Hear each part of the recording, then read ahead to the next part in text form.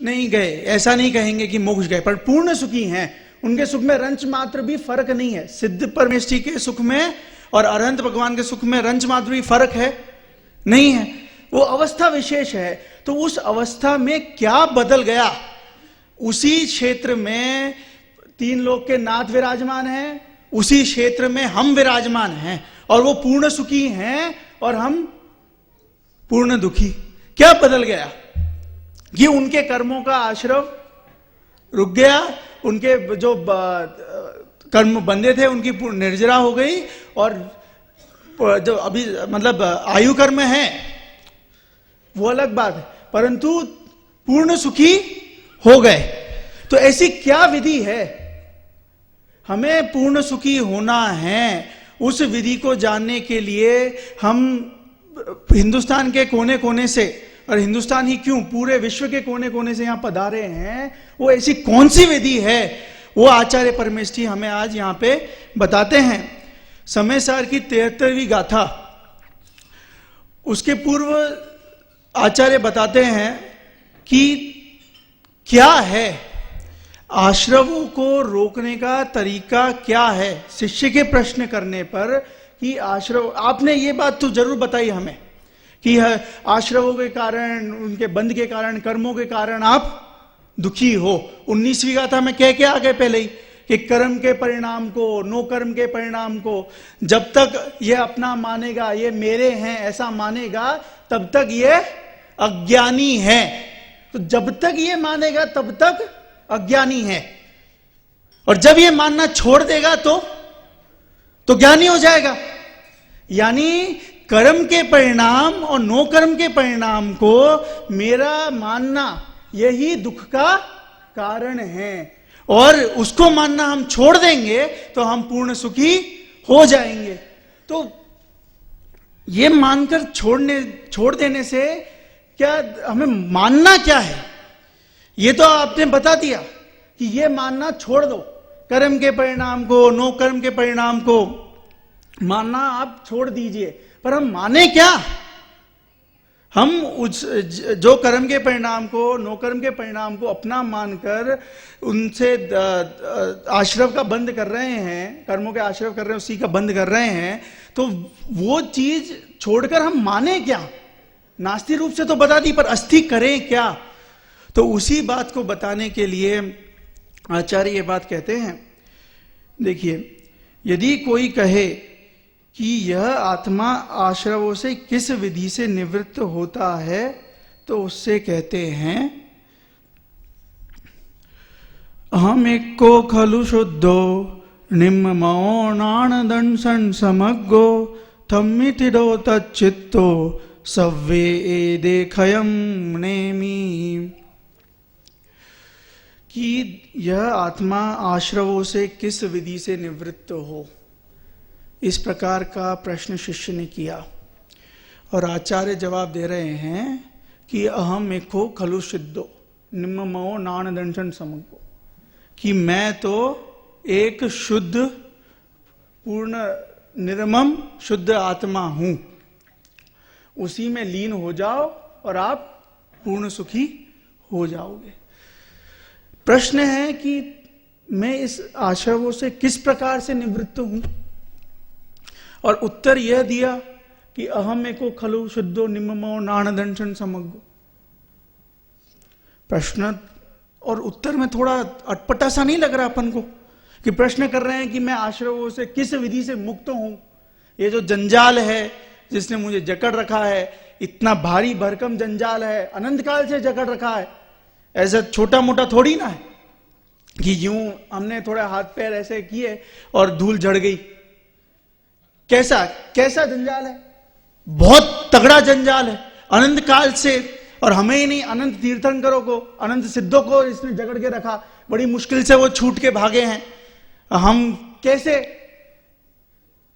किस प्रकार से हम आश्रवों से मुक्त होंगे, इस प्रश्न के उत्तर में आचार्य भगवान तो इतना कहते हैं कि हाँ ठीक है, ये सुनो बस, अहम एको खलु शुद्धो निम्मो नान दंशन समग्गो, कि मैं एक हूं, मैं शुद्ध हूं, निर्मम हूं, ज्ञान दर्शन पूर्ण हूं, ये सुनो। अरे वो बात की बात है कि कैसे कैसे हम जिस प्रकार का प्रश्न कर रहे हैं उसी प्रकार का हमें उत्तर मिलना चाहिए ना। आप प्रश्न हम कर रहे हैं कि किस प्रकार से हम आश्रमों से मुक्त हो, आप हमें कह रहे हो कि तुम तो ऐसे हो ऐसे हो। हम होंगे पर मैं मुक्त कैसे हूं ये तो मुझे भी पता है। अनंत बार हमने सुना होगा, ये कितनी बार हम तीर्थंकर की दिव्य धुनी सुन चुके होंगे, तो ये नहीं सुना होगा कि जिस प्रकार एक तोते की कहानी आती है ना, कि एक तोता पिंजरे में बंद था और उसका जो मालिक था उसके गुरु और उस तोते के गुरु एक ही थे। तो बहुत समय हो गया, तो एक दिन मालिक को ऐसे ही सूझी कि चलिए मैं अब आज गुरुजी से मिलके आ जाता हूं। तो तोता बेचारा बहुत परेशान था, बहुत समय से पिंजरे में बंद था कि अब क्या करें, पिंजरे में बंद है, कुछ कर तो सकते नहीं है, हाथ पैर मारने से कुछ फायदा होना नहीं है। तो जब मालिक गुरुजी से मिलने जा रहे थे तो तोते से अलविदा लेने गए कि तोते महाराज आप विश्राम करो यहां आराम से, मैं थोड़े दिन जाके आता हूं, तब तक आप आराम से अपना खाना पीना जारी रखना, अच्छी तरीके से सुख चैन से रहना। अब तोते जी तो एकदम, भले ही मालिक ने कह दिया सुख चैन से रहना, पर सुख चैन से रहें कैसे? पिंजरे में बंधन में आदमी कौन सुख चैन से रह सकता? हमें कोई बंधन में ऐसे डाल दे कि यहां से निकलना नहीं, यहीं पे खाना मिल जाएगा, यहीं पे पानी मिल जाएगा, सब चीज हो जाएगी, तो हम तो बहुत सुखी हो जाएंगे। तो वैसी ही हालत तोते की थी, बहुत दुखी थे, बहुत चिंतित था अंदर से। तो उदास मुंह देखकर गुरुजी ने मालिक ने पूछा तोते से कि भाई तुम इतने उदास क्यों हो? गुरुजी से कुछ पूछना हो, कुछ बात करनी हो, कुछ प्रश्न हो तो बताओ। तो तोता सोचा कि क्या पूछूं, अब मैं क्या बात करूं।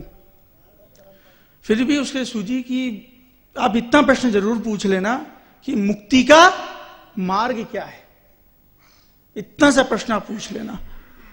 तो मालिक एकदम शक पका गया कि हम मनुष्य होकर मुक्ति के मार्ग में इतने तटस्थ नहीं है, ये तिर्यंज गति के जीव को मुक्ति के मार्ग की जरूर बहुत वो लग रही है। तो अच्छी बात है, चलो मैं भी समझ लूंगा इस बहाने मुक्ति का मार्ग क्या है। तो जब गुरुजी के पास पहुंचे मालिक, तो सब बात हो गई उनकी आपस की, सब चर्चाएं हो गई। जब निकलने वाले थे तब गुरुजी को ध्यान आया, ये मालिक को ध्यान आया कि गुरुजी वो आपके जो तोते महाराज हैं, आपके शिष्य, उनका ये प्रश्न है, बड़ा अच्छा गंभीर प्रश्न है कि मुक्ति का मार्ग क्या है। तो जैसे ये प्रश्न सुना गुरुजी ने, तो गुरुजी तो एकदम सोच में पड़ गए और सोचते ही सोचते गुरुजी एकदम गिर गए और बेहोश हो गए और एकदम से उनको वैसी अवस्था में पहुंच गए जहां होश आवाश नहीं रहे। तो मालिक एकदम घबरा गया कि मैंने ऐसा क्या पूछ लिया है, तोते ने ऐसा क्या बोल दिया कि गुरुजी को हार्ट अटैक आ गया, गुरुजी तो मैं फंस जाऊंगा फालतू में, उनको लगा मैंने कुछ उल्टा सीधा कर दिया, कुछ वो हो गया, इसलिए मैं तो निकलता हूं यहां से, आगे बढ़ता हूं। घर पहुंचे तो तोते से उन्होंने पूछा कि भाई तुमने ऐसा क्या बोल दिया है, मुक्ति का मार्ग क्या है? कि वो गुरुजी तो एकदम से बेहोश हो गए, उनको पता नहीं क्या हो गया, मैं तो ऐसे छोड़ के भाग के आ गया, ऐसा कैसा प्रश्न है तुम्हारा ये? तो तोता बोला मैंने तो ऐसा कुछ नहीं पूछा, क्या हुआ? क्यों नहीं, वो तो तुम्हारा प्रश्न सुनते ही साथ एकदम से गिर गए और एकदम से उनके होश आवाश उड़ गए। तो ये सुनकर तोते महाराज भी एकदम से गिर गए, होश आवाश उनके उड़ गए। तो गुरुजी और घबराए, ये क्या हो रहा है, ये ऐसी कौन सी बात है कि हर आदमी ये सुनकर गिरे जा रहा है? अभी मैं आपको कोई बात बताऊं और मैं ऐसे गिर जाऊं, एक एक करके यहां पे ऐसे गिरना शुरू हो जावे, तो फिर क्या हड़कंप नहीं मच जाएगा? तो वही गुरुजी की हालत खराब कि ये क्या हो गया कि गुरु भी सुन के चित्त हो गए और शिष्य भी सुनकर चित्त हो गया, क्या हो क्या रहा है? तो घबराहट में अब उनने तोते को कि भाई पिंजरे में हाथ डाल के उसको कोशिश करी, पर वो तो भाई कैसे जाए, तो सोचा कि चलो बाहर निकाल के पानी वानी कुछ डालता हूं, कुछ करता हूं, डॉक्टर के पास ले जाता हूं, कि ऐसे कैसे। तो उन्होंने पिंजरा खोला और उसको निकालने की कोशिश करी, और जैसे ही निकाला और वो फुर करके उड़ गया।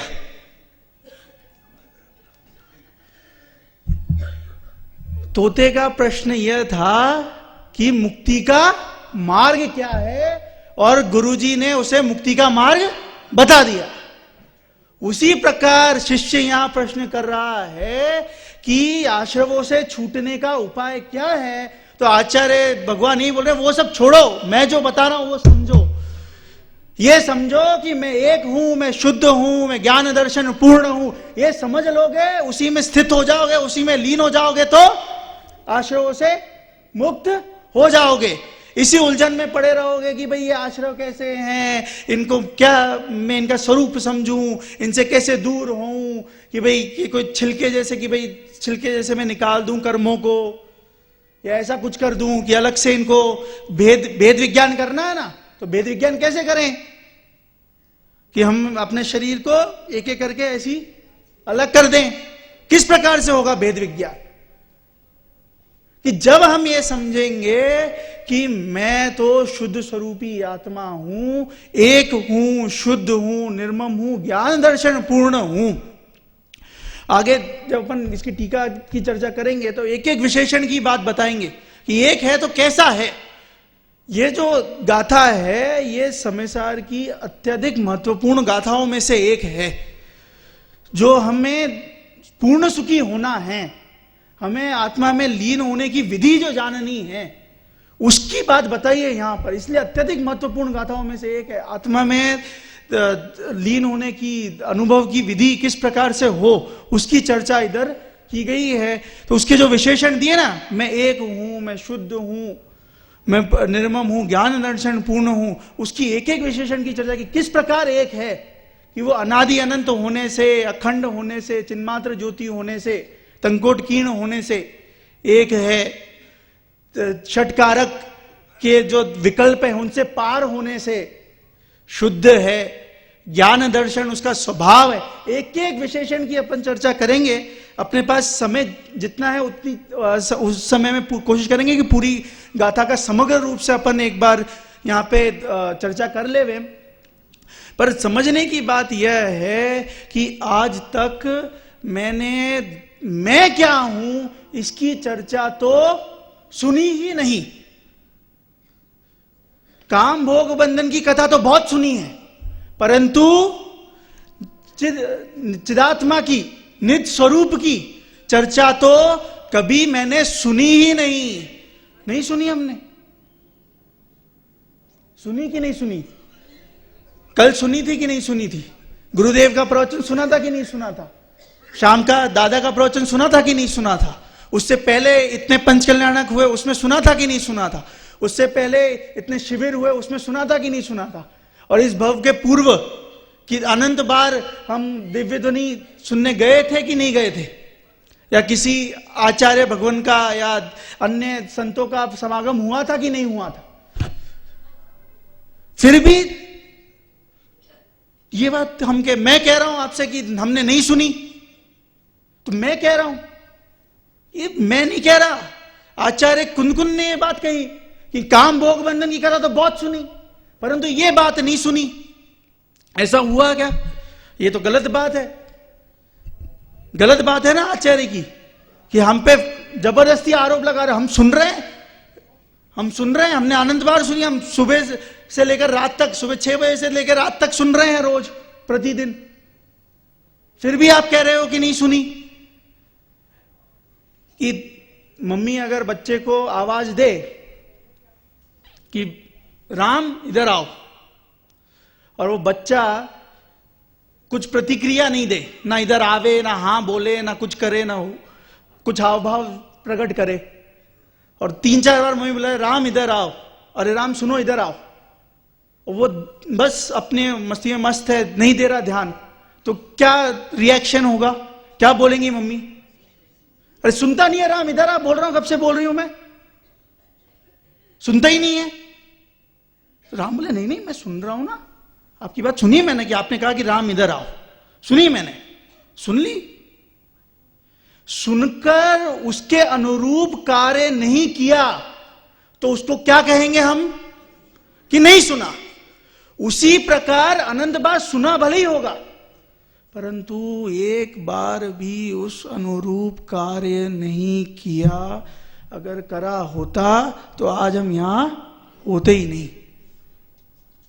इसलिए आचार्य भगवान कह रहे हैं कि हमने काम भोग बंधन की तो बहुत बार सुनी, क्योंकि सुनकर उस रूप हमने अपनी क्रिया करी, परंतु जिनवाणी की बात तो सुनकर हमने एक कान में सुनी और सुन कि भाई ये तो इस भव में तो संभव नहीं है, हमारा काम नहीं है, बहुत अच्छी बात है, जब हम मुनिराज बनेंगे तब हम देखेंगे, ऐसा सोचकर उस रूप क्रिया नहीं करी।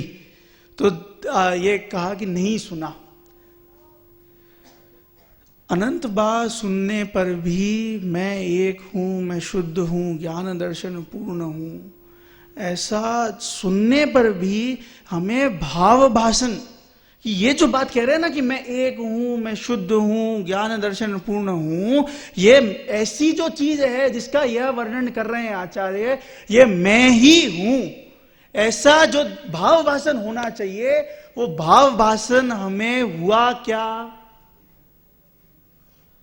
अगर मैं जयपुर नगरी का वर्णन करूं कि ऐसी नगरी जिसके सारे जो मकान हैं, जो बड़े बड़े जितनी भी बिल्डिंग हैं, वो गुलाबी रंग से रंगे हुए हैं, जहाँ पर हवा महल है, जहाँ पे ये अन्य जितनी भी सारी चीज़ें हैं, ये अपने लेक पैलेस है, इतनी सारी टूरिस्ट आते हैं, बिरला मंदिर है, टोडरमल स्मारक है, अन्य सब जो इसका वर्णन होना चाहिए वो वर्णन करूं तो आपको तुरंत जयपुर नगरी का जो दृश्य है आपके दिमाग में अंदर बन जाएगा कि नहीं बन जाएगा, कि ऐसी ऐसी चीज जो ये जिसका वर्णन कर रहे हैं ये जयपुर नगरी है तो कैसी है। ये हवा महल का नाम ले दिया, हवा महल ऐसा है कि उसका जिस प्रकार का आकार है उसमें बहुत सारी खिड़कियां हैं, इस प्रकार है। गुलाबी नगरी है तो गुलाबी नगरी कैसी है कि जितनी इमारतें हैं उसका रंग पिंक है।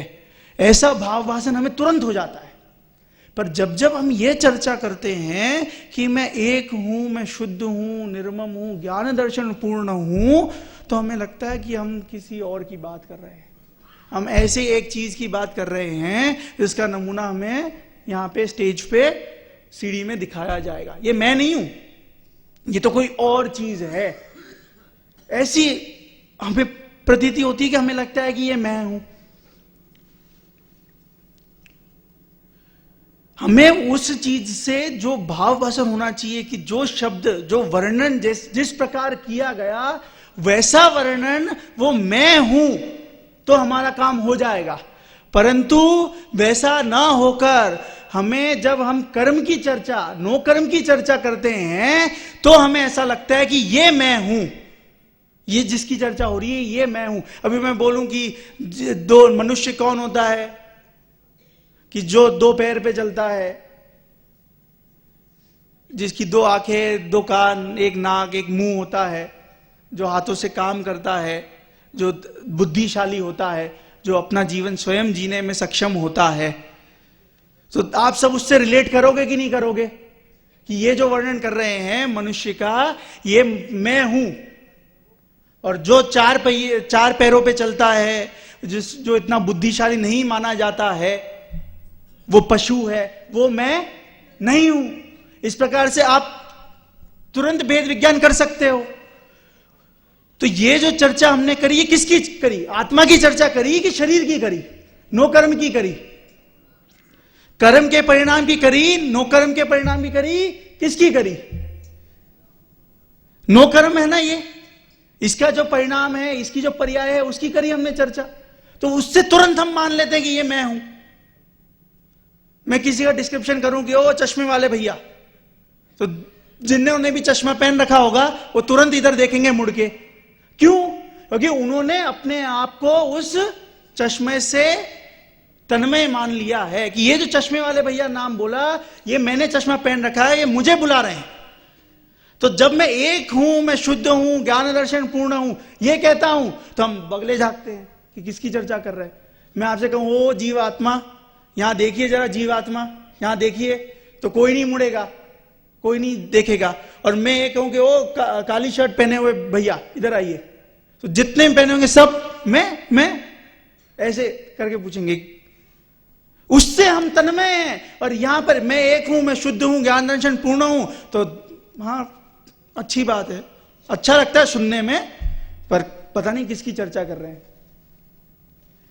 जब यह चर्चा हम अपने से तन्मय हो जाएंगे कि कोई कहेगा कि आपने ब्लू ड्रेस पहनी है, आप यहां आइए, तो हम ध्यान नहीं देंगे। पर यह कहेगा कि हे जीवात्मा, हे ज्ञान दर्शन पूर्ण ज्ञाता दृष्टा भगवान आत्मा, तीन लोक के नाथ, इस प्रकार जब पुकारेंगे और हम अपने आप को उस रूप मानेंगे, तब हमारे सुखी होने का कार्य प्रारंभ होगा। क्योंकि जो हमारा असली स्वरूप है, हमने उस असली स्वरूप को जान लिया, और जब तक हमने वो चीज नहीं जानी तब तक हम क्या हैं? ज्ञानी।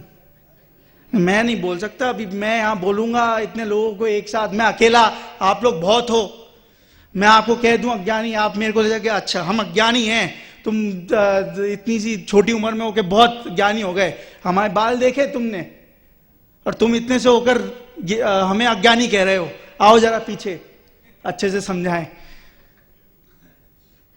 हम क्या हैं? जब तक हमने कर्म के परिणाम को, नो कर्म के परिणाम, कर्म के परिणाम, नो कर्म के परिणाम यानी क्या?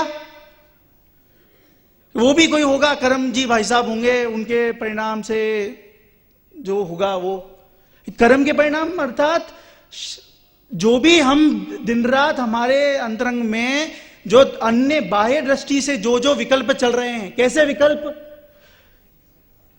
कि छोटे बच्चे होते हैं ना, उनकी सबकी समझो बोर्ड एग्जाम्स है, अब बहुत कंपटीशन है, सब इतने सारे लोग हैं हिंदुस्तान में, लोगों की कमी तो है नहीं पॉपुलेशन की, तो कंपटीशन बहुत है, तो भाई मेरे नंबर ज्यादा आएंगे तो मेरा चुनाव हो जाएगा अच्छे कॉलेज में, इसके नंबर अच्छे नहीं आने चाहिए, नहीं तो फिर हमारे बीच में कंपटीशन होगा, और फिर आगे के राउंड में इंटरव्यू होगा, और फिर इंटरव्यू में तो पता नहीं क्या होगा, तो नंबर इसके नहीं आए कम, तो ये पहले ही सिलेक्ट नहीं हो, इसलिए इसको मैं नोट्स नहीं दूंगा, इसको उल्टा बता दूंगा, इसको बराबर किताब नहीं दूं। वो मांगे कि भाई ये जरा यहां तक बताएगा मुझे कि इसका क्या आंसर होता है, नहीं मुझे तो नहीं पता नहीं यार, बहुत कठिन है, मुझे भी नहीं आता, रहने दे यार, क्या करेंगे, पढ़ के चल घूम के आते हैं कहीं।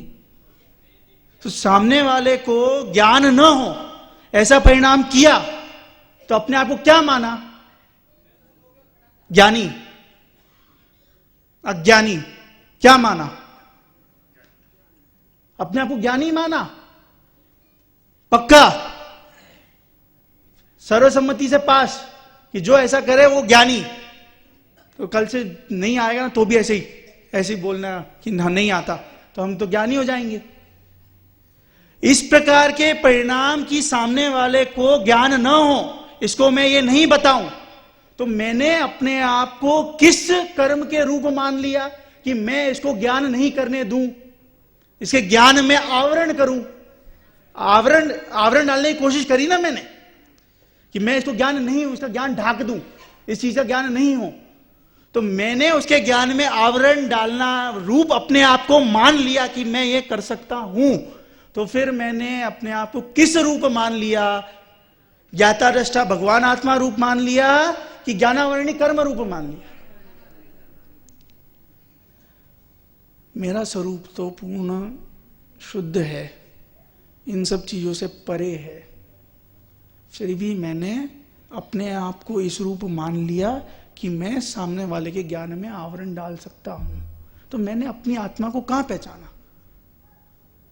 मैंने अपने आप को तो किसी और रूप मान लिया। तो कर्म का परिणाम, कौन से परिणाम करे मैंने? शुद्धात्मा के परिणाम करे कि ज्ञानावरण रूप कर्म के परिणाम करे? ज्ञानावरण रूप कर्म के परिणाम करे। मैंने अपने आप को ऐसा मान लिया कि अपने गवर्नमेंट ऑफिस में आप चले जाओ, एक फाइल आपको आगे बढ़वानी हो, तो क्या बोलता है सामने वाला कि मुझे खुश करो, मुझे खुश नहीं किया ना आगे नहीं बढ़ सकती, मेरे बगैर कोई काम नहीं हो सकता आपका, मेरे को पूछते रहना, मुझे आउट मत करना, नहीं तो समझ लेना काले बाल सफेद हो जाएंगे पर कुछ नहीं होने वाला। तो क्या मान लिया अपने आप को? करने वाला तो माना, पर किस रूप मान लिया? उसने क्या डाल दिया आपके कार्य में? क्या डाल दिया? अंतराय। और वो ऐसा कर सकता है, कोई कार्य रोक सकता है आपका। मैं आपका कोई कार्य रोक सकता हूं कि मैं ये नहीं होने दूंगा, और मुझे अगर मेरा ध्यान नहीं रखा तो आगे नहीं बढ़ने दूंगा। तो अपने आप को किस रूप मान रहा हूं मैं? कि मैं शुद्ध आत्मा हूं, ये तो एक उसमें बंद है। और अपने आप को अंतराय कर्म रूप मान लिया कि मैं किसी के बीच में अंतराय डाल सकता हूं, आवरण डाल सकता हूं, किसी चीज को कोई चीज करने से रोक सकता हूं।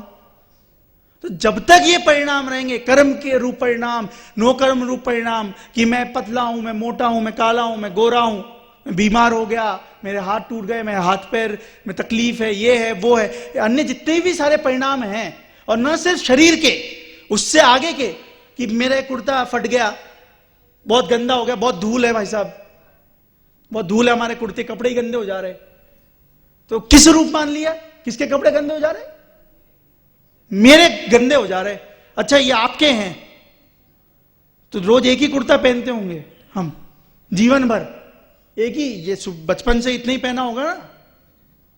बचपन में अब छोटे होते हैं तो भी कोई बात नहीं, अब कपड़ा तो एक ही पहनना है तो उसी हिसाब से होगा, कि रोज तो हम बदल लेते हैं। तो जो चीज प्रत्यक्ष में आपसे जुदा हो रही है, जो हम ये रोज बदल ले रहे हैं, प्रत्यक्ष में जुदा कर रहे हैं, तो वो चीज मेरी कैसे हो गई? आप सब यहां पे आए, अंदर पधारे, तो सब चप्पल जूते तो सब पहन के ही आए होंगे, पहन के आए ना भाई साहब, पीछे सब अच्छी तरीके से। अच्छा है, पहन के आ जाओ तो क्या है कि खोने का झंझट ही नहीं तो वहां पे सूचना विभाग में सब जगह कंप्लेन, उसमें सबसे ज्यादा अधिक कंप्लेन इसी की होती है कि हमारी चप्पलें घूम गई। पहन के आइए, कोई दिक्कत नहीं है, पहन के ही आए होंगे, वैसे समझदार हैं आप सब, पहन के आए आप। उतार क्या है? तो आपने कहा कि आपकी है। प्रत्यक्ष में जो चीज हमसे जुदा हो रही है, प्रत्यक्ष में उसे हम उतार रख के आ रहे हैं, उससे हम दूर कर रहे हैं, तो वो चीज मेरी कैसे हुई? जो चीज मेरी है वो कभी मुझसे अलग हो नहीं सकती, और जो चीज मेरी नहीं है वो कितना ही कुछ कर लें, वो कभी मेरी हो नहीं सकती। हम कितना ही आडंबर ओढ़ लेवे हैं, कितना ही कुछ कर लेवे हैं, कितना ही पैसा मकान आदि सब चीज इकट्ठा कर लेवे हैं, जब हम इस देह को छोड़ेंगे तो देह भी साथ नहीं जाएगी, बाकी सारी चीजें तो और भी दूर है ना। तो जो चीज प्रत्यक्ष में ही हमसे अलग है, दूर है, तो वैसे परिणाम करके हमें सुख मिलेगा कि हम दुखी होते रहेंगे? कोई भी फायदा नहीं है कर्म के परिणाम, नो कर्म के परिणाम आदि व्यक्त करने से, या उनको अपना रूप मानने से, क्योंकि वो तो पराश्रित हैं, परद्रव्य हैं, और वो हमारे अधीन रहने वाले नहीं हैं।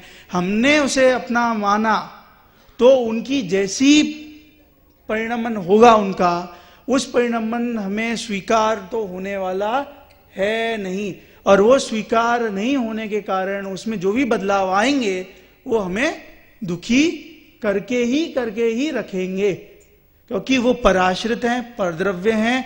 उनका जो परिणमन है वो उनके उपादान अनुसार है, हमारा जो परिणमन है वो हमारे उपादान अनुसार ही होना है। अन्य जितनी सारी चीजें हैं वो कभी भी हमारे अनुसार चल ही नहीं सकती। इसलिए कर्म के परिणाम, नो कर्म के परिणाम जब तक रहेंगे, यह जीव अज्ञानी रहेगा अर्थात तो दुखी रहेगा। और यदि हमें सुखी होना है तो आचार्य कह रहे हैं कि ये सारी चीजें अपने दिमाग से निकालकर यह बात मानो कि मैं तो एक हूं, शुद्ध हूं, निर्मम हूं, ज्ञान दर्शन पूर्ण हूं, ऐसी बात मानो, इसका चिंतन करो, इसी में स्थित हो जाओ, इसी में लीन हो जाओ। जब इसी में स्थित हो जाओगे, लीन हो जाओगे, तो अपने आप आश्रव झड़ जाएंगे, ऐसा कुछ झड़ाना नहीं पड़ेगा कि हम उठे तो धूल हम ऐसे झड़ा दें, कि उसी में चिंतन करते रहें कि आश्रव झड़ जावे, कब से हम प्रयत्न कर रहे हैं झड़ जाएं। जब हम उस ओर से अपना लक्ष्य हटाकर शुद्ध आत्मा पे लक्ष्य लगाएंगे, द्रव्य स्वरूप पे लक्ष्य लगाएंगे, तो पर्याय में भी पूर्ण सुखी हो जाएंगे। नहीं तो यदि पर्याय में लक्ष्य रहा तो फिर कभी भी शुद्धता प्राप्त होने वाली है नहीं, क्योंकि पर्याय वर्तमान में तो अशुद्धि ही है ना। पर्याय पे हम दृष्टि रखेंगे तो वो तो अशुद्ध है, वो तो रखड़ रहा है यहां से वहां, तो वो पूर्ण सुखी कैसे हो सकता है उसके आश्रय से। तो द्रव्य स्वरूप जो है, जो पूर्ण शुद्ध है, ज्ञान दर्शन पूर्ण है, उसका लक्ष्य करने से जब उसका लक्ष्य रहेगा तो धीरे धीरे वो पर्याय में भी पूर्ण सुखी हो ही जाएगा। देखिए इसका पद्यानुवाद मैं यहां से पढ़ता हूं, फिर आगे टीका की ओर अपन बढ़ेंगे। अब 15 मिनट और है अपने पास, 6:45 तक है, 6:40 तक।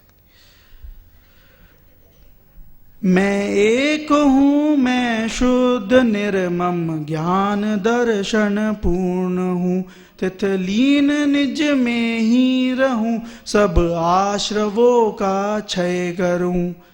ज्ञानी विचारता है कि मैं निश्चय से एक हूं, शुद्ध हूं, निर्मम हूं और ज्ञान दर्शन से पूर्ण हूं। इस प्रकार के आत्म स्वभाव में स्थित रहता हुआ, उसी में लीन होता हुआ, मैं इन सभी क्रोधादि आश्रवों का क्षय करता हूं। मैं यह प्रत्यक्ष अखंड अनंत चिन्मात्र ज्योति आत्मा, मैं अर्थात कौन? मैं अर्थात यह प्रत्यक्ष अखंड अनंत चिन्मात्र ज्योति आत्मा। दृष्टि के जो अपनी ये सब बात हुई थी ना कि ये जिनागम की सर्वाधिक महत्वपूर्ण गाथा है, और अपने स्वानुभव के लिए, अपनी आत्मा में लीन होने के लिए, उसका स्वरूप समझने के लिए बहुत महत्वपूर्ण गाथा है। उसका स्वरूप कि भाई क्या है, हमारा क्या स्वरूप है और क्या चिंतन करने से हम पूर्ण सुखी हो सकते हैं, हमें सम्यक दर्शन की प्राप्ति हो सकती है, उस बात को यहां पर आचार्य बता रहे, अमृतचंद्र आचार्य टीका में, कि मैं प्रत्यक्ष हूं, अखंड हूं, अनंत हूं, चिन्मात्र ज्योति हूं। अर्थात द्रव्य की अपेक्षा से मैं प्रत्यक्ष होने से सामान्य हूं, अखंड हूं, क्षेत्र की अपेक्षा से अखंड हूं, काल की अपेक्षा से अनंत हूं, अनंत हूं अर्थात नित्य हूं, अनादि अनंत हूं। काल की अपेक्षा से अनादि अनंत हूं, अनादि से हूं, अनंत काल तक रहूंगा। इस वजह से मैं एक हूं, उसमें नित्यपना है। वो अनादि अनंत एक अनुसूति से रचित होने के कारण भले ही वो अनादि अनंत इतनी बड़ी है, फिर भी वो एक है, नित्य है, उसमें अनित्यता नहीं है। ये काल की अपेक्षा से द्रव्य का स्वरूप है, काल की अपेक्षा से अनादि अनंत है, परंतु यहां पर काल अनादि अनंतपना द्रव्य है, शब्द काल है, परंतु इसका यह अर्थ नहीं कि वो पर्याय की बात है, उसकी अनित्यता पर्याय है, परंतु काल का अनादि अनंतपना वो क्या है? द्रव्य है कि पर्याय है? वो द्रव्य है। शब्द काल आता है तो क्योंकि हम लौकिक जीवन में काल मतलब एक प्रकार से समय का अर्थ लेते हैं, पर्याय का अर्थ लेते हैं, तो वैसा नहीं, यहां पे काल का अनादि अनंतपना अर्थात वो नित्य है और वो द्रव्य है, सामान्य अभेद नित्य। तो द्रव्य अपेक्षा से सामान्य, द्रव्यार्थिक नए का एक बिंदु और उसमें द्रव्य क्षेत्र काल भाव का एक बिंदु। तो द्रव्यार्थिक नए की अपेक्षा से जो द्रव्य है, चार चतुष्टय में से जो द्रव्य है वो सामान्य, क्षेत्र की अपेक्षा से अभेद, काल की अपेक्षा से नित्य और भाव की अपेक्षा से एक, ऐसा चिन्मात्र ज्योति वह जो आत्मा है वह अनादि अनंत नित्य उदय रूप विज्ञान घन स्वभाव वाला होने से एक है। इसकी चर्चा तो और विस्तार से होनी चाहिए, पर अभी अपने पास समय की कमी होने के कारण सामान्य रूप से इनका स्वरूप हम समझते हैं, आगे जो विद्वान आएंगे वो और इसकी विशेष रूप से चर्चा करेंगे। सामान्य अभेद नित्य एक, यह जो आत्मा है यह आत्मा विज्ञान घन स्वभाव वाला है, नित्य उदय रूप होते हुए विज्ञान घन स्वभाव वाला है। नित्य उदय रूप होने वाला क्यों है कि एक बार भी ऐसा समय नहीं आया कि इसका जो उदय है, उदय यानी ज्ञान, ज्ञान का जो उछाल है वो पूर्ण रूप से नष्ट हो गया। वो भले ही निगोद पर्याय में पहुंच गया, फिर भी अनावरण तो उसका रहता ही है। जो उतना सूक्ष्म ज्ञान का जो अंश होता है उतना तो उसके साथ रहता ही रहता है। उसका कभी ऐसा नहीं होता कि पूर्ण रूप से ढक जावे। अगर पूर्ण रूप से जीव का ज्ञान ढक जावे तो फिर वो जीव रहे क्या? जीव तो रहेगा ही नहीं, वो तो फिर पुद्गल हो जाएगा। इसलिए नित्य उदय रूप है, एक समय भी ऐसा नहीं कि उसका ज्ञान ढक जावे। और विज्ञान घन स्वभाव वाला है। विज्ञान घन स्वभाव वाला है मतलब ठोस है, घन है। ऐसा लोहे का कोई सॉलिड बॉल हो या कोई डंडा हो, जैसे ट्रैक्स होते हैं ना रेलवे के, वो पूरे घन होते हैं, सॉलिड होते हैं, उसमें कोई अंदर से हॉलो नहीं होती। ये लोहे के जो पोल हैं ये इसमें हॉलो होंगी, ये पूरे घन नहीं होंगे। परंतु रेलवे ट्रैक है वो पूरी घन है, उसमें अंदर से कुछ भी खोखलापन नहीं है। उसी प्रकार यह जो आत्मा है ये विज्ञान घन है, ज्ञान का घनपिंड है। इसमें कहीं भी अंदर से ऐसा नहीं कि इतना बड़ा जो दिख रहा है ये इसमें प्रदेश बाहर से दिख रहे हैं, प्लेटिंग है सिर्फ, अंदर से तो हवा है, वैक्यूम है, ऐसा नहीं है।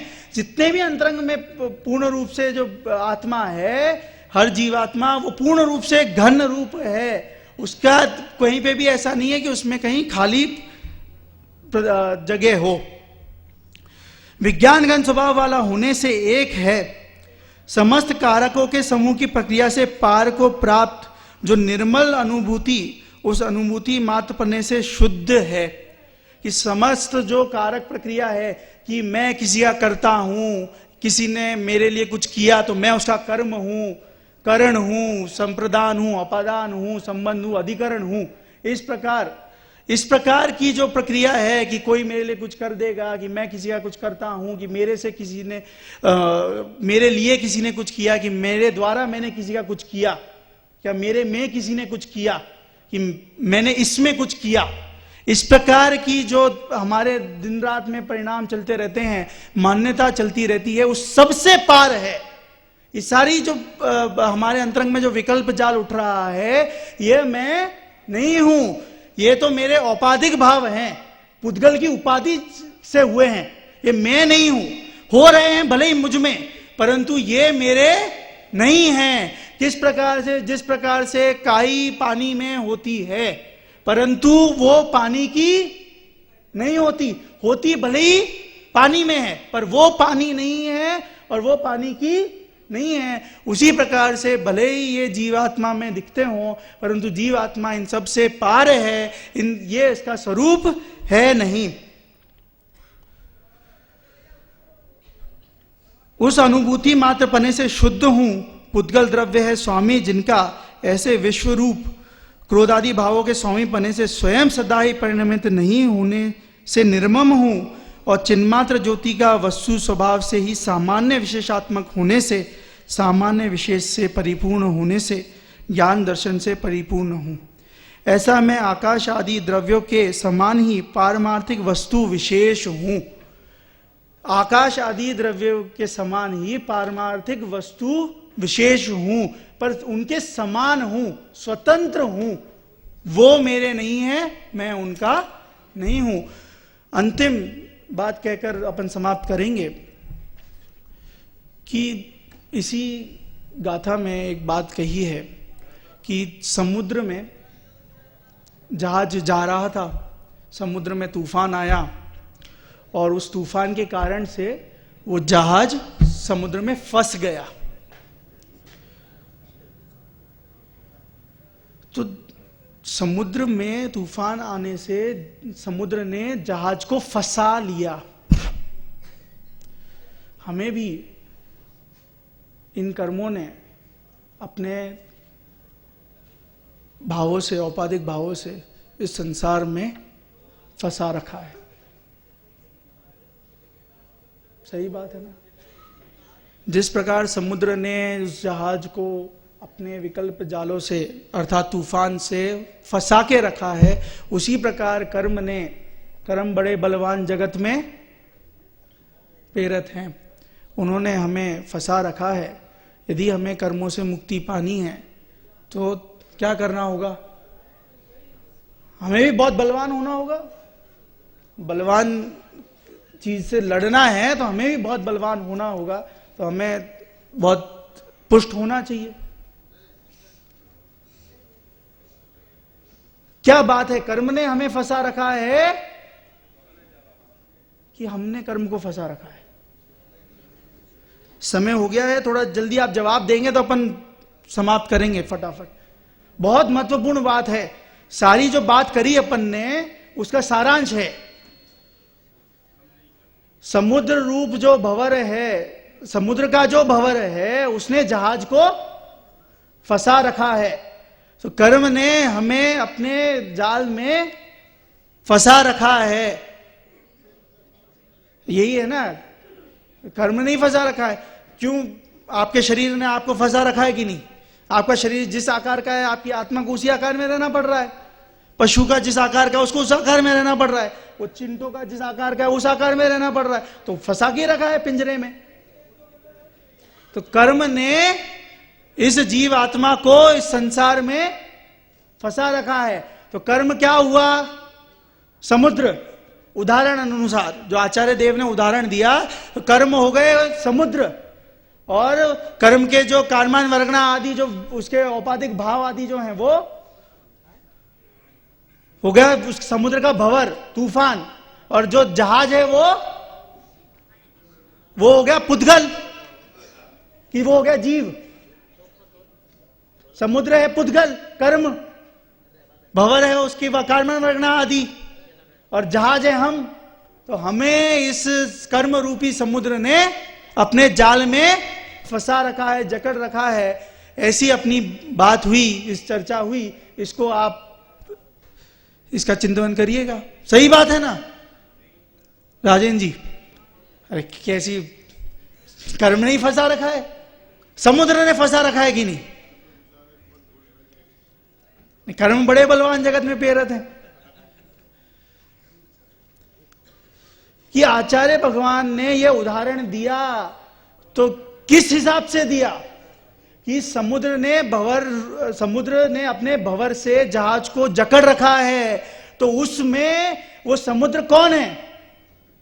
कि समुद्र हूं मैं, शुद्ध जीवात्मा। मैंने अपने अन्य विकल्प औपाधिक भाव जो हुए, मेरे जो विकल्प आदि उत्पन्न हो रहे लगातार, उन विकल्पों से जहाज रूपी पुद्गल को जकड़ रखा है। मैंने जकड़ रखा है, उसने मुझे नहीं जकड़ रखा, मैंने उसे जकड़ रखा है। वो बेचारा तो मेरे से दूर भागना चाह रहा है, मैं उसके पीछे भाग रहा हूं। चक्कू पे पपीता हो या पपीता पे चक्कू हो,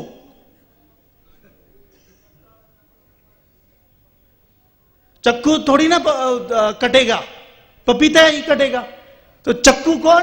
कि मैंने उसको जकड़ रखा अच्छी तरीके से। वो तो बेचारा मुझसे दूर जाना चाहता है, मैंने उसे परेशान कर रखा है, कर्मों को, पुद्गल को। वो मेरी वजह से अपनी शुद्ध अवस्था में नहीं रह सकता।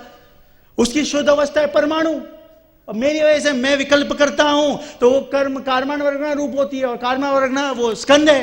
तो मेरी वजह से वो अपना शुद्ध स्वरूप नहीं रह सकता।